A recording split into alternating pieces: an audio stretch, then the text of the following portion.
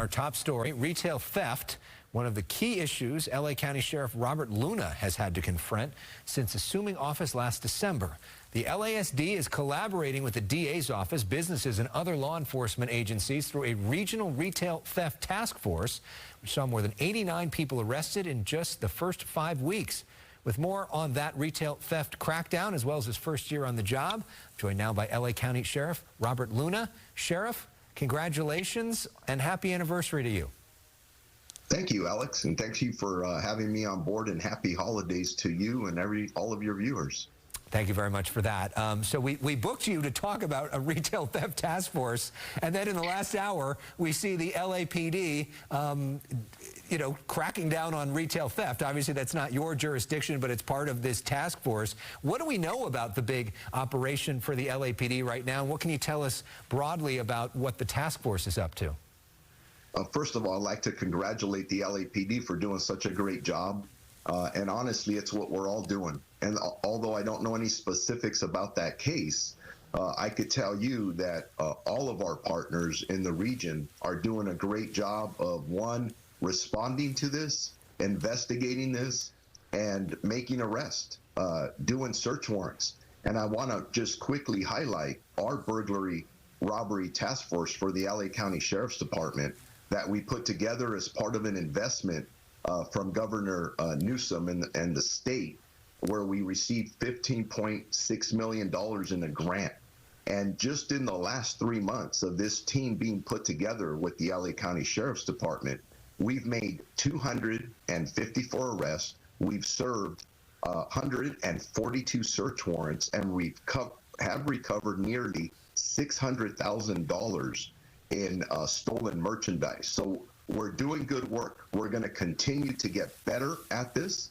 And just for your viewers, specifically our business community, you see this happening, report it right away. We're going to respond. We're going to investigate. And at the end of the day, we want to hold these people accountable because it's absolutely wrong. You know that there are viewers right now that are skeptical that LA County DA George Gascon will hold these people accountable. There are other people that are scared to even go shopping right now because they're afraid that this could happen while they're out. What do you say to those people? I need you to not feel that way. One, if you're in LA County, you go out and shop. What I do ask is that you remain vigilant. And you see any suspicious activity, you see any of this nonsense that you're showing on video right now, call us immediately. Get good video. If you can, be a great witness. And like I said, law enforcement's going to respond, and we're going to investigate. You talk about the district attorney. Those are questions that you have to ask him. But so far, what we've seen, they have a deputy district attorney that's assigned to our task force. And we do see cases being filed under these circumstances. So we are working together. Keep on asking these tough questions because we need to stay on top of it. Yeah. And really quickly, it's not only law enforcement, and you talked about the DA, we need to hold not only the district attorney accountable, but the judges as well. Because at the end of the day, we need to send a strong message to everybody that this behavior is 100% unacceptable. But your message also would be not to get involved in this situation, right? To call on. Right. Correct. Yeah. Do not get directly involved. We don't want anybody ever getting injured. Just stay out of the way. Be a great witness. Call us immediately. And I'm telling you, we're being very successful in identifying and investigating and capturing a lot of these individuals who are doing this this heinous crime. Let's talk about the Sheriff's Department. A year ago, you took over and had to inherit a lot of challenges. One of them is staffing. And you've had a lot of complaints recently. The family of Ryan Klinkenbroomer, who was killed in the line of duty, said that essentially he was so tired and so overworked that it made him more vulnerable to an attack. We have seen other deputies who have taken their own lives, and their family members complain about being overworked and understaffed.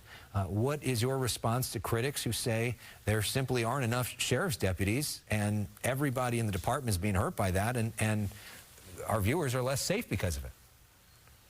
Well, number one, when you show the picture of Ryan, my heart breaks for his family. That was a devastating loss to us. Can't even imagine the loss to his family. So for me, responding to that lawsuit, I will not do. The only thing I ever talk about Ryan is I see him as a hero. He was serving our community in uniform, and he was murdered for that sole reason. And the person responsible for that murder is in custody, and I hope he gets absolutely prosecuted to the full extent of the law. Regarding staffing, I 100% acknowledge from a broader sense, we have a staffing crisis in the LA County Sheriff's Department. When I came in a year ago, this department was significantly understaffed. We have over 1,200 deputy vacancies. We have over 1,600 professional staff vacancies, and our employees are doing an absolute amazing job of working their tails off out there. Let's just acknowledge that. We have amazing men and women who go out there and risk it all for our community. But we are working very hard to recruit. We've hired over 350 deputies this last year without lowering standards. We anticipate hiring at least another 600 plus next year. But I'm not only focused on recruiting and hiring, I'm also focused on retaining our amazing employees. And we're going to be doing a study. I want to do a staffing. I'm going to be doing a staffing study, a workload study, because I want to make sure that our employees are getting everything they need from an employee wellness perspective. That'll include also equipment and technology to make sure that we're being efficient.